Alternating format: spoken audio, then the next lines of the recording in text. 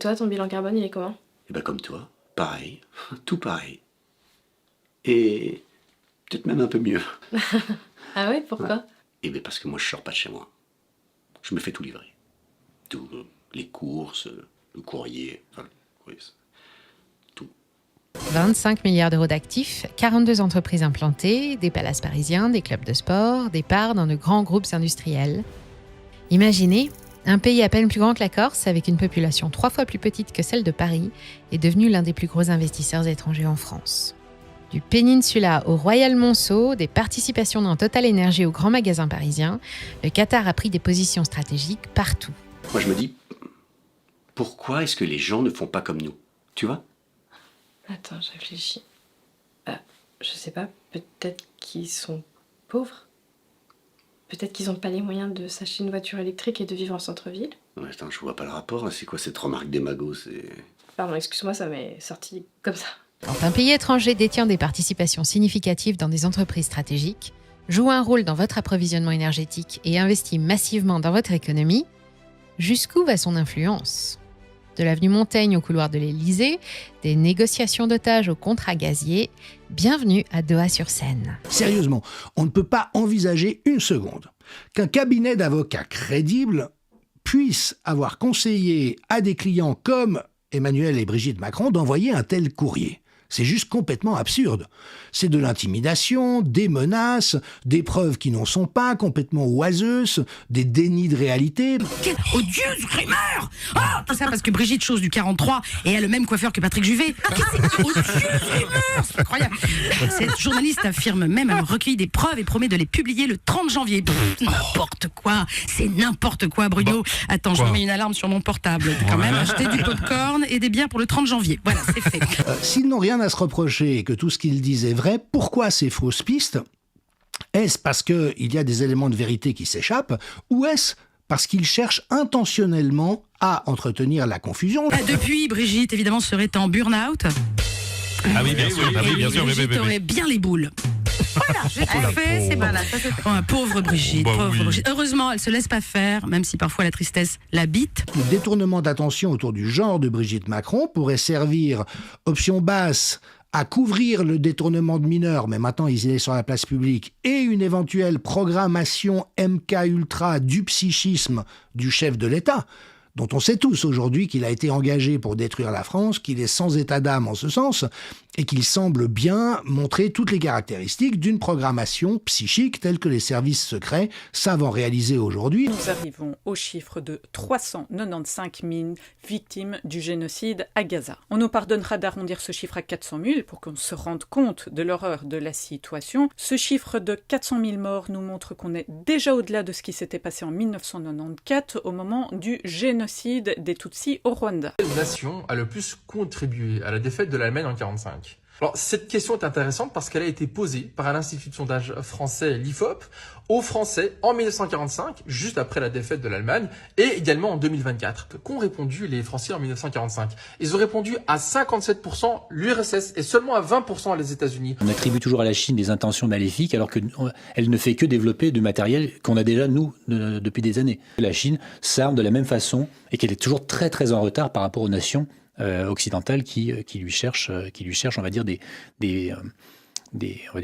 poux dans la tonsure dans son arrière-cour. Les Chinois ont réussi à développer une application d'intelligence artificielle hyper performante et en plus de ça, encore plus user-friendly que ChatGPT pour un montant mais qui laisse rêveur 6 millions de dollars, alors que pour ChatGPT, ça se chiffre non pas en dizaines de milliards, mais même en centaines de milliards. Mais aujourd'hui, en 2024, lorsqu'on pose exactement la même question aux Français, il y a une inversion spectaculaire des réponses. 60% des gens désignent les États-Unis comme la principale nation qui a contribué à la défaite de l'Allemagne, et seulement 25% désignent l'URSS. Alors, que s'est-il passé entre-temps? Il s'est passé ce qui se passe souvent, c'est-à-dire une réécriture de l'histoire à travers l'enseignement, à travers les films, les séries, les documentaires. M. Trump va devoir gérer à la fois la défaite de l'OTAN en Ukraine. Je pense qu'il la gérera tout simplement en supprimant ses aides, mais il devra aussi gérer le sauvetage économique de son pays, qui est à la fois plombé par la dette et plombé par la dédollarisation en cours, qui va se poursuivre et s'amplifier dans les années à venir. Je pense que toutes ces questions d'acheter ou d'envahir le Groenland, le Panama et tout ça, ce sont des choses qui sont faites pour créer un petit peu la panique en Russie et en Chine, et puis arriver le 20 janvier à une position de négociation avec Pékin. Et je pense que son objectif à lui n'est pas une confrontation avec la Chine, mais c'est plutôt de réussir d'une façon ou d'une autre à tordre le bras à la Chine pour réindustrialiser les États-Unis jusqu'à un certain point, notamment par des transferts de technologie. Depuis 80 ans, les Britanniques font tout pour qu'il n'y ait pas d'entente entre les Arabes et les Juifs. Depuis 80 ans. Bon, quand on est Juif, on accuse les Arabes, quand on est Arabe, on accuse les Juifs. Mais la réalité, c'est que de l'extérieur de ces populations, il y a des gens qui alimentent la haine en permanence, et ce sont les Britanniques qui font ça. Lui, Trump dit, c'est fini, maintenant c'est géré par les États-Unis et nous allons réellement séparer les populations et non pas les distinguer sur le même territoire pour qu'elles se battent entre elles. Il n'y a pas que le travail dans la matière qui est efficace. Il y a aussi des choses qui se passent dans ce domaine énergétique, qu'on va appeler invisible, et qui influent sur la matière. Donc, en fait, il y a deux portes d'entrée. Et la médecine chinoise, par exemple, pour ne citer qu'elle, ça fait très longtemps qu'ils explorent la porte d'entrée énergétique pour soigner la matière. Le pouvoir de nuisance, parce qu'on peut parler de pouvoir de nuisance de cet Occident otanien belliqueux qui n'a cessé depuis 1990 de larguer des bombes sur la planète, de semer le chaos et la mort un peu partout. Le pouvoir de nuisance de l'OTAN sera réduit à quasiment néant. La conscience ne reste pas attachée au cerveau. Elle n'est peut-être pas produite par le cerveau.